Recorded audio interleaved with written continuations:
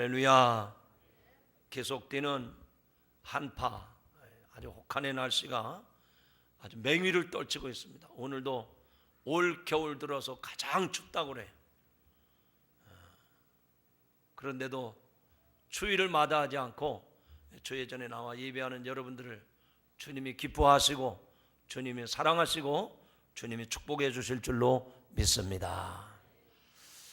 여러분, 추위를 이기려면 어떻게 해야 됩니까? 어떤 사람은 그렇게 얘기합니다. 내복을 입어야 됩니다. 어떤 사람은 오리털 잠바를 입어야 됩니다. 물론 우리가 체온을 잘 유지하기 위해서 따뜻하게 옷을 입는 것 중요합니다. 그러나 아무리 따뜻하게 입어도 심령이 뜨겁지 않으면 춥고 배고픈 겁니다. 오늘 이 시간에 여러분의 심령이 뜨거워져서 정말 이 추위도, 이 동장군도 왔다가 한 길로 왔다가 7길로 쫓겨가게 될 줄로 믿습니다. 여러분, 은혜 받고 심령이 뜨거워지길 바랍니다. 자, 옆에 사람한테 그런 마음을 전달하기 위해서 악수하면서 인사하시죠. 심령이 뜨거우면 추위를 이길 수 있습니다. 손 안 잡는 사람은 뭡니까? 우리 김충구 권사님, 윤석찬 권사님 두 분이 한번 윈스 줬어요? 자, 손을 붙잡고 두 분이 한번 일어나서 한번 뒤에 본보기로 일어나서, 자, 일어나서, 자, 일어나세요. 시작. 자, 아니 얘기를 해야 된다니까요. 자, 다시 한번 하세요. 이거 끝까지 실천을 해야 됩니다. 자, 한번 두 분 이렇게 하세요. 성령 받으면 심령이 뜨거워집니다. 일어나서 시작. 성령 받으면 심령이 뜨거워집니다. 할렐루야. 예. 아니 인사도 시원찮게 하는 사람들이 박수 받기는 일부러 제가 일어나시라고 또 손을 붙잡고 인사하라고 한 게 있습니다. 우리 인생은 손을 붙잡고 살아가는 인생입니다. 오늘도 우리 두 분 권사님은 서로 만나서 악수를 하면서 인사했던 것처럼 인사할 때 손을 붙잡습니다. 사람이 서로 손을 붙잡는 경우가 참 허다합니다. 우리가 인생을 살아가면서 다른 사람의 손을 붙잡아야 할 때가 참으로 많습니다. 내가 성공적인 삶을 살기 위해서 나보다 인생을 성공한 사람의 손을 붙잡기도 합니다. 또 이 인생의 행복을 붙잡기 위해서 사랑의 손을 붙잡기도 합니다. 또 출세를 위해서는 권력의 손을 붙잡을 때도 있고요.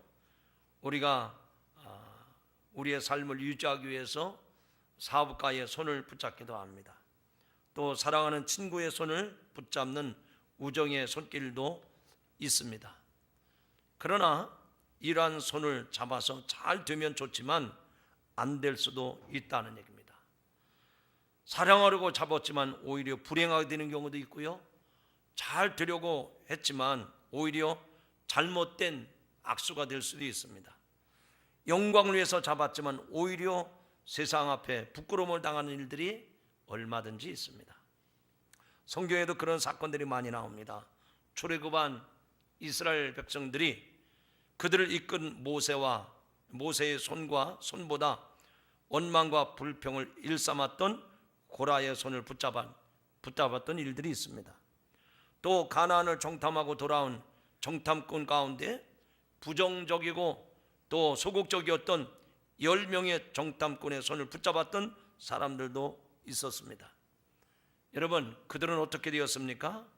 성경에 보니까 심판을 받고 저주를 받았습니다. 정말 손을 잘 잡아야 됩니다. 남자들은 그런 말을 흔히 합니다. 줄을 잘 서야 된다 하는 말을 합니다. 마찬가지로 우리가 인생을 살면서 손을 잘 잡아야 됩니다. 오늘 이 아침에 이 자리에 나오신 여러분들은 어떤 손길보다도 예수님의 손길을 붙잡고 살아가는 성도가 되기를 주님의 이름으로 축원합니다. 예수님의 손길을 붙잡으면 우리 인생이 복된 인생이 될 줄로 믿습니다. 오늘 보니까 본문에 예수님의 손을 붙잡기는커녕 예수님의 옷깃에 손을 대었다가 자기 인생이 180도로 달라진 그런 한 여인이 나옵니다. 이 여인은 12년 동안이나 혈루증을 앓았던 여인인데 그 병은 거의 불치병에 가까웠습니다. 그녀는 예수님과 함께 많은 사람들이 몰려가는 틈을 비집고 그 가운데 들어가서 예수님의 뒤에서 예수님의 옷자락에 손을 댔습니다. 그러자 그녀의 혈루증이 즉시 고침을 받았습니다.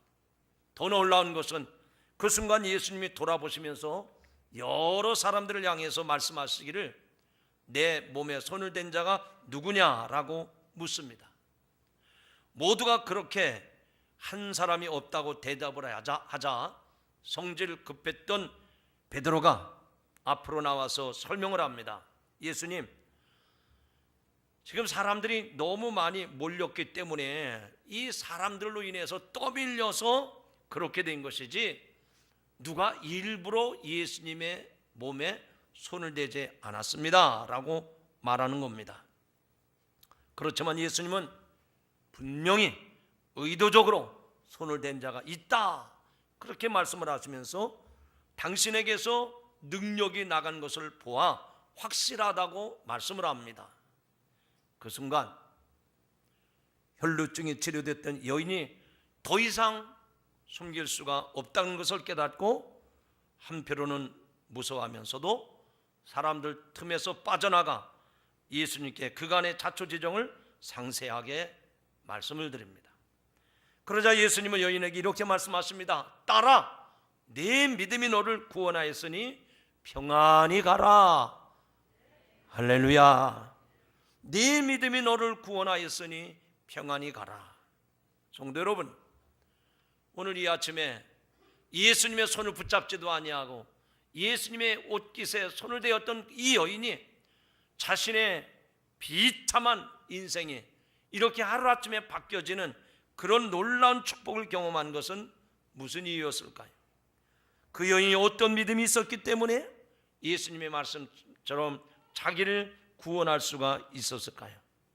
오늘 우리는 이 아침에 이를 알기 위해서 우리는 이 여인이 처한 상황을 좀 더 자세히 살펴볼 필요가 있습니다. 첫째로 이 여인은 혈루증으로 오랫동안 고통을 받아왔다는 사실입니다. 마태복음, 마가복음, 누가복음에 이 여인에 대한 사건이 다 기록이 되어 있는데 마가복음에 기록된 말씀에 보면 이 여인은 이 혈루증으로 12년 동안 고통을 받고 있었습니다. 뿐만 아니라 그 병을 치료하기 위해서 자기의 전 재산을 없애버렸다고 했습니다. 여러분, 열흘만 아파도 난리법석을 피우는 우리들인데 12년이라니요. 그것도 부인병으로 고생을 했으니 이 여인의 고통이 얼마나 심각했으리라는 것을 우리는 충분히 짐작할 수가 있습니다. 이 불치병을 가지고 여러 의사에게 찾아갔지만 소용이 없었습니다. 고생도 많이 했습니다. 가지고 있는 재산 다 없애버렸습니다. 그런데도 아무 효력이 없고 상태는 더욱 악화된 모습입니다. 이 여인이 드디어 예수님을 찾아올 때 이 여인은 절망의 끝자락에 있었습니다. 가정생활도 정상적으로 할 수 없었고 있는 재산마저도 다 탕진한 상태입니다. 여인의 몸으로는 아무 해결책도 없었던 상황입니다. 그런데 이 여인이 이런 절망의 끝자락에서 예수님을 믿는 믿음을 붙잡았습니다. 할렐루야.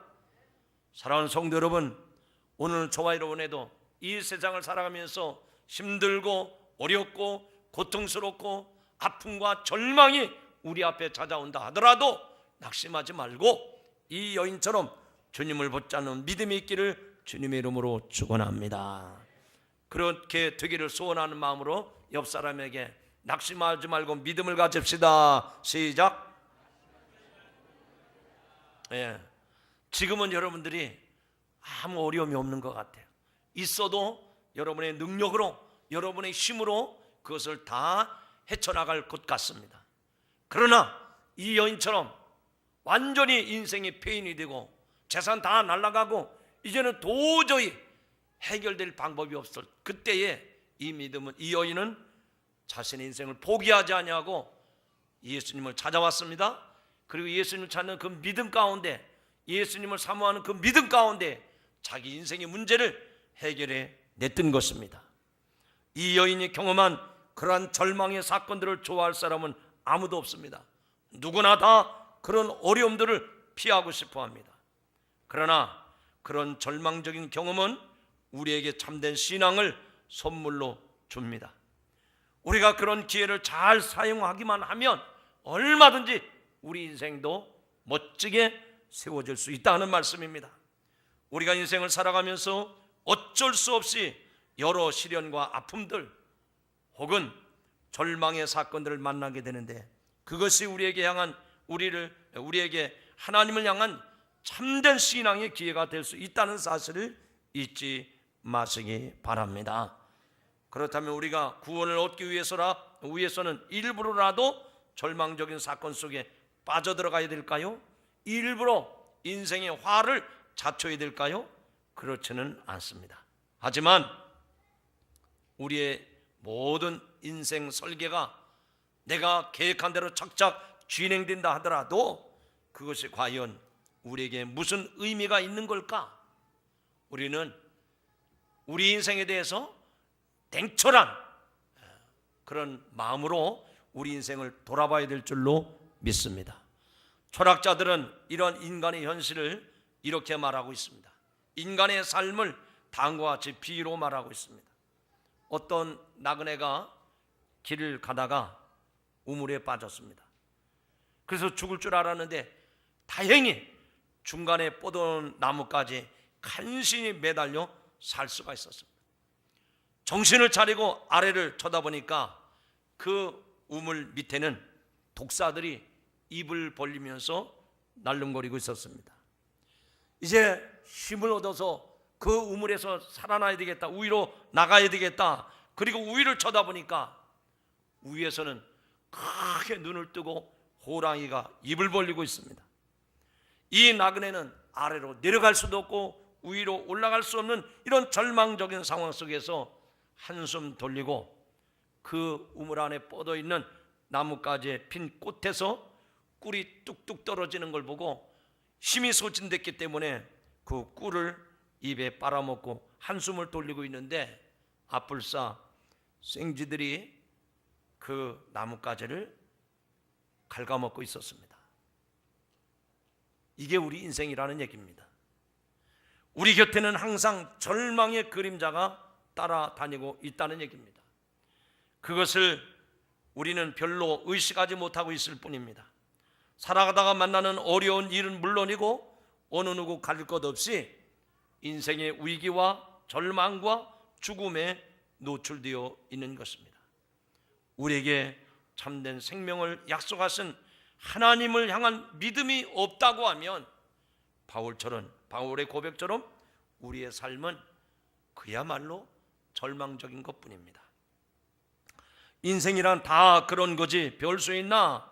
이렇게 말한다면 더 이상 할 말이 없습니다. 하나님의 구원에 대해서 무관심하다면 이 자리에 나와서 설교를 들을 필요도 없을 것입니다. 그러나 절망 중에 있는 우리 모두에게는 구원이 필요합니다.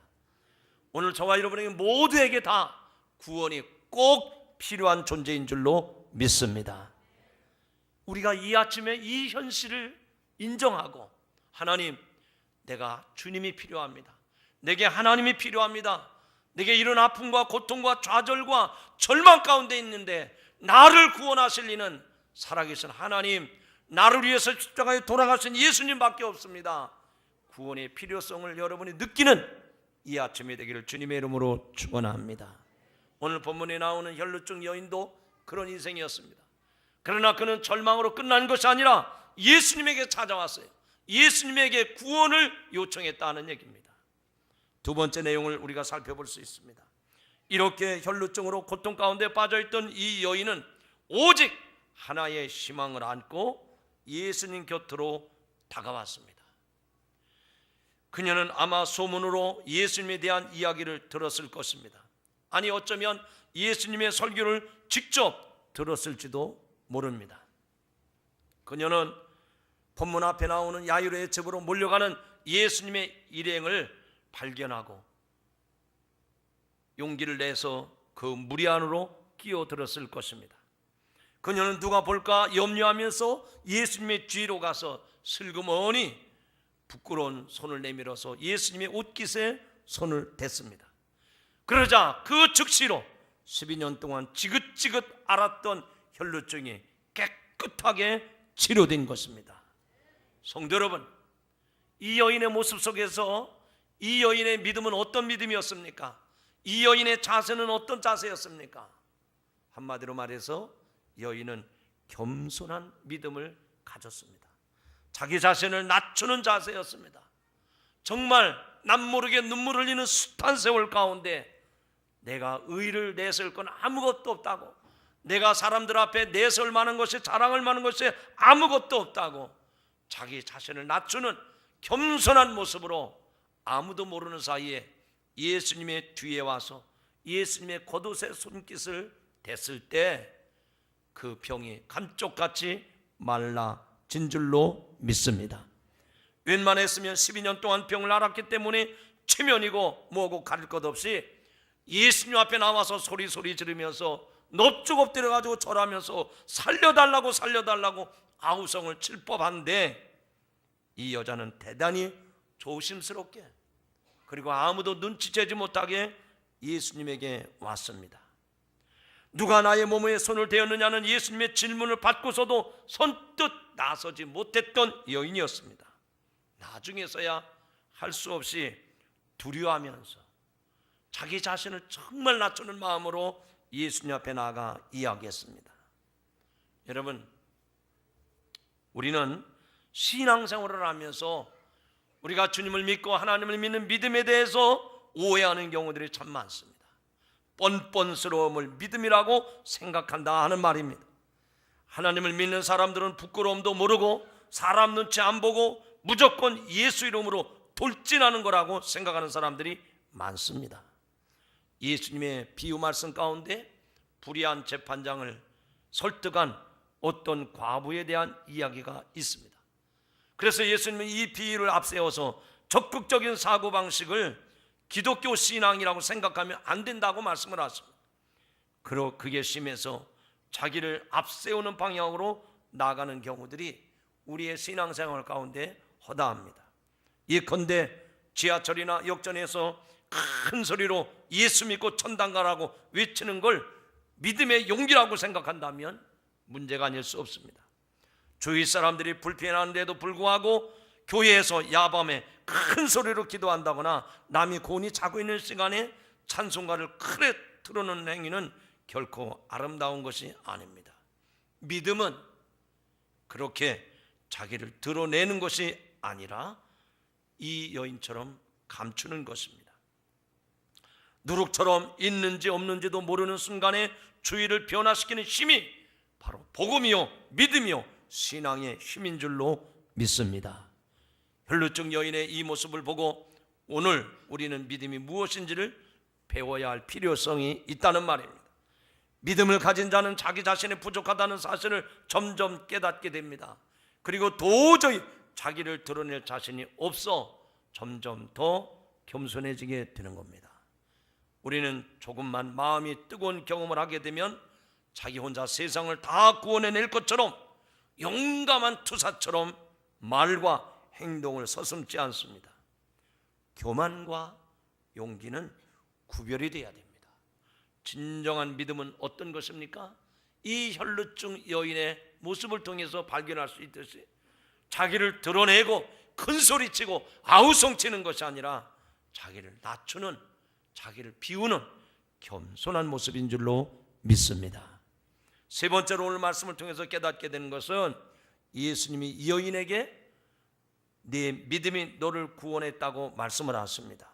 그래서 이 혈루증 치료가 마술이 아닌 것을 분명하게 증거했습니다. 여러분, 인류가 살아가는 동안 이 세상에는 끊임없이 숱한 질병과 병에 시달림을 받고 있습니다. 아니, 모든 세대, 모든 종족에게는 질병이라고 하는 것이 없을래야 없을 수가 없습니다. 그러나 의술이 발달이 되고 과학이 발달해서 모든 질병을 치유하고 있습니다. 현대 과학이 정말 사람의 생명을 만들어낼 수 있을 만큼 이렇게 급진전하고 있습니다. 그러나 아직까지도 이렇게 특별한 경우로 병이 치유되는 경우도 많이 있습니다.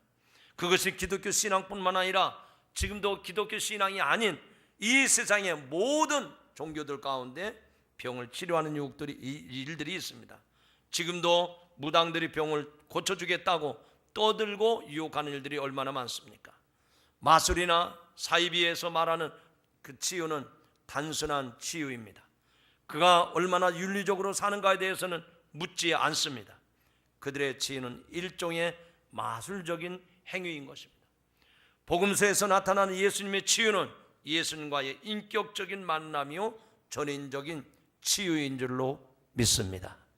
본문의 혈루증 여인의 경우도 그렇습니다. 그녀의 믿음은 예수님과 인격적인 사건, 인격적으로 관계된 사건입니다. 예수님 향한 믿음이 있었기에 예수님께서 그 여인을 불쌍히 여기시고 그 질병을 치유해 주신 줄로 믿습니다. 그곳에 많은 사람들이 있었지만 예수님과 이 여인 사이에 특별한 관계가 이루어진 것입니다. 오직 그녀만이 예수님의 능력을 받을 수가 있었던 것입니다. 이것이 예수님과 특별한 인격적인 관계요 우리들이 추구해야 될 믿음의 관계인 줄로 믿습니다. 이 혈루증 여인이 그곳에 왔을 때 아무도 이 여인을 주의해 보지 않았습니다. 그 여인도 어떤 누구에게도 관심이 없었습니다. 그녀는 오직 예수님만 생각했고 기껏 가까이 간다는 것이 예수님의 옷깃에 손을 대는 것 뿐이었습니다. 옷깃만 만졌든지 직접 손을 잡았든지 예수님이 그에게 안수를 했든지 그것이 오늘 우리에게 중요한 것은 아닙니다. 여인은 예수님을 향한 유일한 관심을 가졌고 예수님을 통해서 새로운 능력을 체험했다고 하는 사실이 중요한 줄로 믿습니다. 우리는 교회 안에 있으면서 대개 주변 일에 너무 관심이 많을 때가 있어요. 정말 예수님에게 내 마음과 내 중심과 내 모든 에너지를 쏟아야 되는데 예수님에게 하나님에게는 관심이 없어요. 본질이 아니라 비본질에 붙잡혀 살 때가 많다는 얘기입니다. 오늘도 이 시간 여러분들이 예수님에게 하나님에게 여러분의 관심을 여러분의 모든 에너지를 쏟는 시간이 되기를 주님의 이름으로 축원합니다.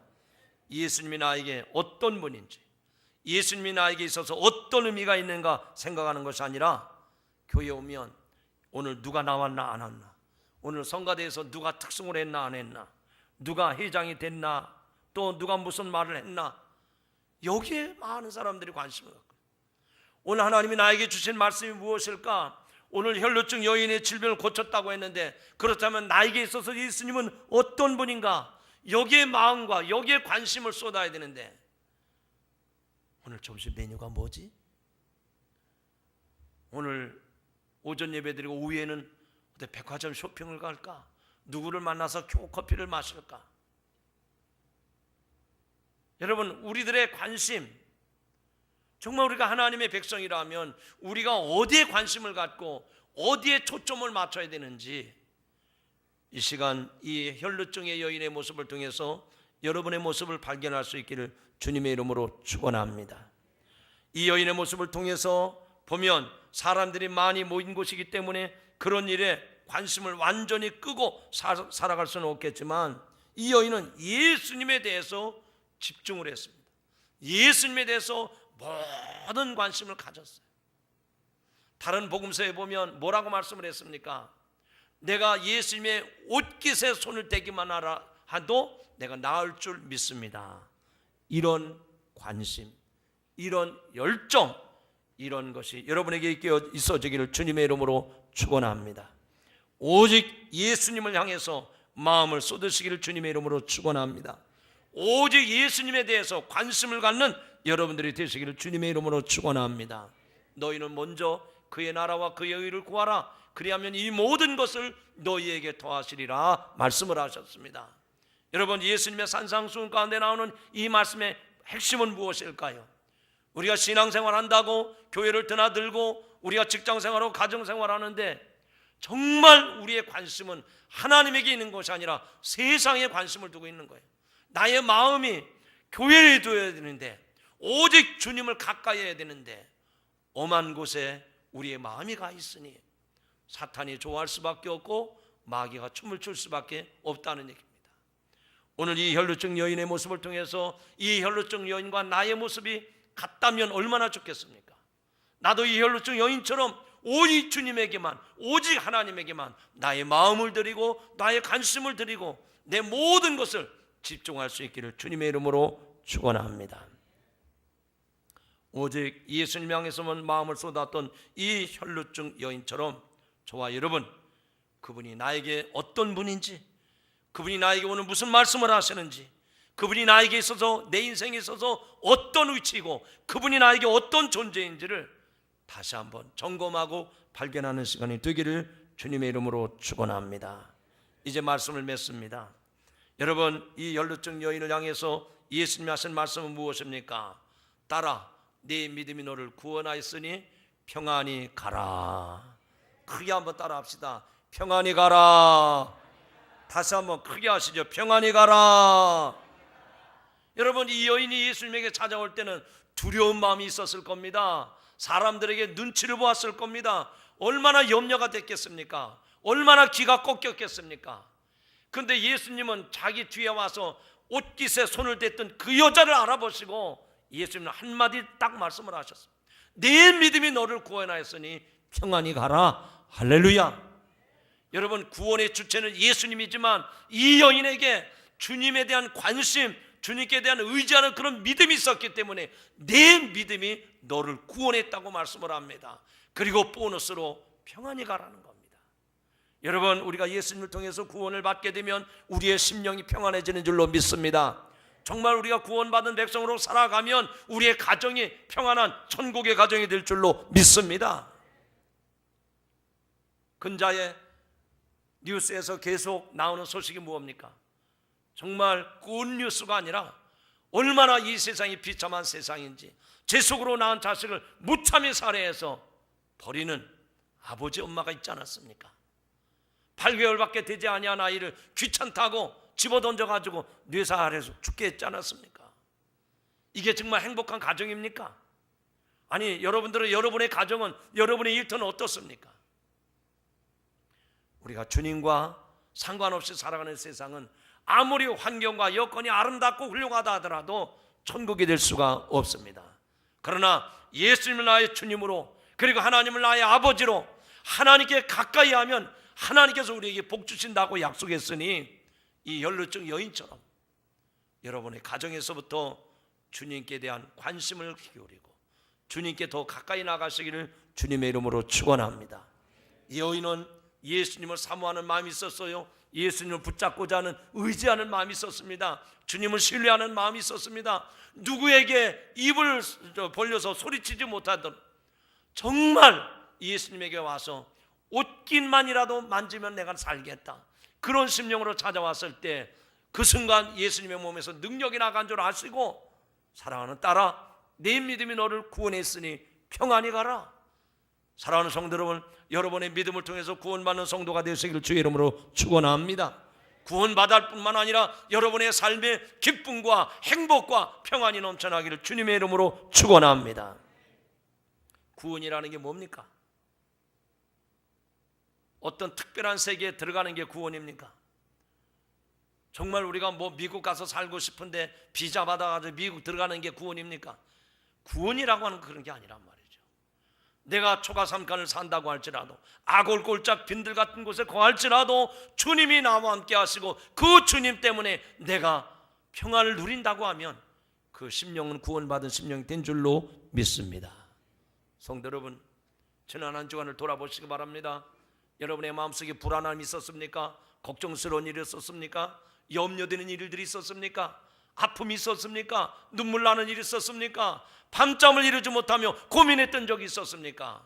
주 예수를 믿으라, 그리하면 너와 네 집이 구원을 받으리라 말씀하신 주님, 이 혈루증 여인이 예수님의 뒤에 와서 말 한마디도 못하고 옷깃에 손을 댔을 때 예수님에게서 능력이 나간 줄 아시고 예수님은 그 여인을 주목합니다.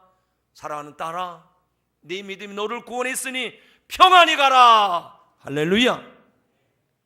오늘 이 세상은 평안이 필요한 시대입니다. 가정마다 평안이 절실한 때입니다. 아니 여러분 각자 심령 속에 무엇보다도 평안이 필요한 때입니다. 좋은 차가 필요한 때가 아닙니다. 좋은 집 구할 때가 아니라는 얘기입니다. 여러분의 통장에 잔고가 두둑히 있어서 내가 이만하면 오래 살 것 같다, 그럴 때가 아니란 말이에요. 정말 우리에게 필요한 것, 우리가 꼭 있어야 될 것은 주님이 주시는 평안인 줄로 믿습니다. 우리는 대개 예수님을 믿고 육체적 질병을 치료받거나 또 집안에 잘 되는 것을, 또 우리 인생에 잘 되는 것을 기대하고 있습니다. 물론 그것이 잘못된 것은 아니지만 그것보다 더 중요한 것, 그것보다 더 본질적인 것, 그게 무엇일까요? 내 영혼이 구원받는 것이고 내 삶에 구원받은 증표로 마음의 평안이 임하는 일인 줄로 믿습니다. 이 여인의 믿음은 결국 육신의 질병, 혈루증을 고침받고 더 나아가서 주님이 주시는 평안함을 선물로 받은 줄로 믿습니다. 예수님을 향한 참된 믿음을 가진 사람들은 이 평안을 얻습니다. 돈으로도 살 수 없는, 세상 지식으로도 얻을 수 없는 영적인 평안을 선물로 받은 것입니다. 오늘 이 자리에 나오신 성도 여러분, 주님께서 여러분을 부르셨습니다. 여러분에게 구원의 선물을 주신 줄로 믿습니다. 그렇다면 저와 여러분에게도 이 혈루증 여인과 같이 주님을 사모하는 열심이 특심이 되시기를 바랍니다. 그리고 주님께로부터 받은 선물 평안함이 여러분의 심령 가운데, 여러분의 가정과 여러분의 일터 가운데, 그리고 주님의 이 몸된 교회 가운데 차고 넘치기를 주님의 이름으로 축원합니다.